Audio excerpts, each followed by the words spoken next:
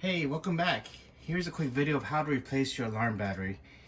My battery for my home alarm system has died. It's this one. I bought a new one, which is here. Now, it's actually very easy. First, I'm just going to open the box, get the packaging out, and get the battery out. There's my new battery. As you can see, my new battery is bigger than my old battery.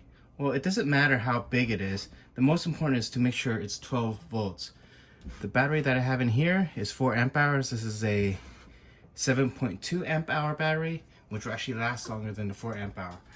So anyways, you can see where I bought this battery from below, from Amazon.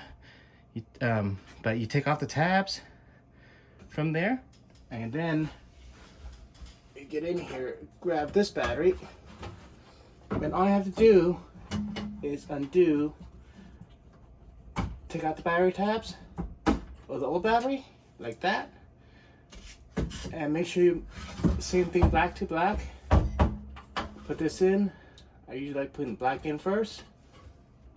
And then the red. That was how simple it was to replace a battery. Literally, that was it.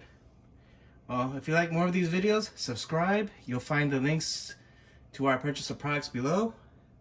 But yeah, this is the Mighty Max battery. This is a 12 volt. You could get 7.2 amp hour. This was a 4 amp hour. You could also get a 5 amp hour, just depending on whichever one you feel like. I think this battery lasted for like 3 years. I mean, these batteries last from anywhere from 2 to 5 years. So, and it's just time to replace this one. The alarm gave a warning, so very easily done. Anyways, that's how you replace an alarm battery. I already had the cover off, so just showing you. That's it.